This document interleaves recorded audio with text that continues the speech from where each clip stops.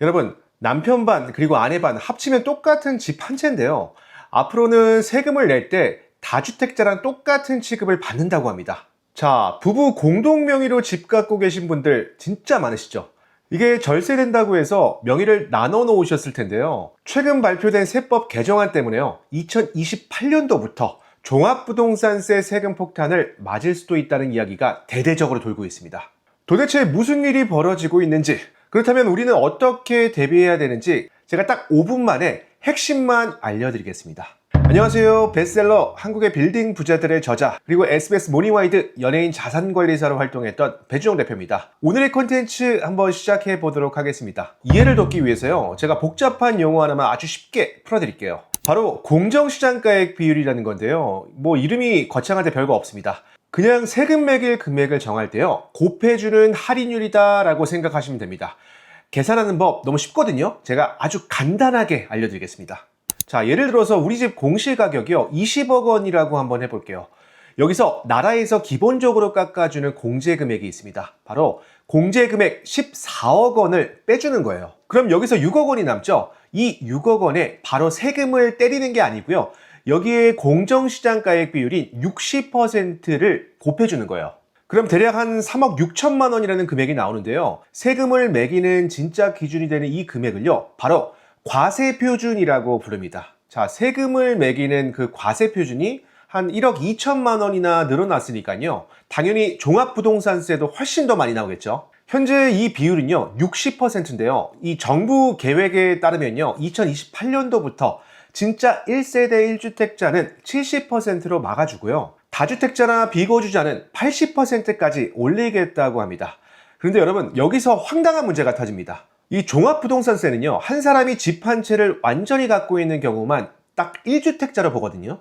한마디로 부부가 집 한 채를 반반씩 공동으로 소유하고 있으면요, 법적으로는 1주택자 혜택을 못 받고요, 주택을 여러 채 보유한 사람들처럼요, 높은 80%의 비율을 적용받아서 과세 표준이 확 올라가게 된다는 겁니다. 똑같은 집 한 채인데 재산세 낼 때는 1주택자로 쳐주고 종합부동산세 낼 때는 1주택자가 아니라는 거예요. 기가 막히지 않나요? 이게 세금의 종류에 따라서요, 내 집의 정체성이 왔다 갔다 하는 정말 이상한 상황입니다. 그럼 여기서 당장 단독 명의로 바꿔야 하나 하고 아마 걱정하시는 분들도 계실 텐데요. 여기서 제가 잠시 말씀드릴게요. 세법은요 그렇게 단순하지가 않습니다. 오히려 집값에 따라서 결과가 완벽하게 뒤집힙니다. 여기서 정부에서는요, 억울한 부부들을 위해서 1주택자 특례 신청이라는 제도를 만들어뒀는데요. 이거를 신청하면요, 단독 명의처럼 혜택을 받아서 70% 비율을 적용받을 수가 있습니다. 하지만 이번 개정안에서는요, 나이 많으신 분들이라던가 아니면 집을 오래 소유한 분들에게 주던 세금 감면 한도를요, 최대 600만 원으로 꽁꽁 묶어버렸습니다. 결국에는 집값에 따라서요, 유리한 방식이 3단계로 계속 바뀌게 되는 겁니다. 제가 하나씩 말씀드릴게요. 자, 첫 번째입니다. 공시가격이 19억 2천만 원 이하라면요, 그냥 공동 명의로 각각 기본공제를 받는 게 유리합니다.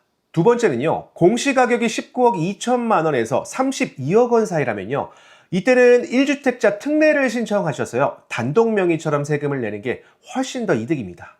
그리고 세 번째입니다. 공시가격이 32억 원을 초과하는 고가주택 같은 경우는요, 세금 감면 한도가 다 막혔기 때문에요, 다시 공동 명의로 돌아가는 게 세금이 덜 나옵니다. 자, 덕지덕지 계속적으로 바뀌는 세금 정말로 머리 아프죠.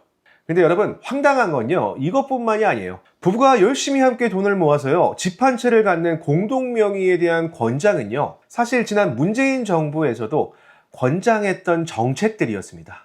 정부에서 추천해서 정직하게 명의를 나눠서 집을 샀었을 뿐인데, 이제 와서는 세제 개편안이 바뀔 때마다 자, 너희는 법적으로 1주택자가 아니다, 이번에는 다주택자 비율을 적용하겠다라며 손바닥 뒤집듯이 기준을 바꿔버리는 겁니다. 자, 여러분, 정직하게 살아온 국민들만 정말 이거 바보로 만드는 이런 행태 정말 황당하지 않나요? 결국에는 실제 거주하려고 이 부부가 피땀 흘려서 마련한 집 한 채인데요, 국민들 보고 매년 집값 시세 확인하고 거의 세무사 수준으로 시뮬레이션 돌려가면서 세금 계산을 하라는 뜻입니다. 기가 막힙니다. 실거주자를 보호하겠다면서요, 오히려 정직하게 살아가고 있는 1주택자 부부들한테 정부에서는 복잡한 세금 퀴즈 문제를 던져주고 있는 꼴입니다.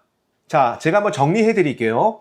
아파트를 부부 공동 명의로 소유하고 계신 분들은요, 무작정 불안해하지 마시고요. 먼저 내 집의 공시 가격이 어느 구간에 해당하는지 먼저 확인하세요.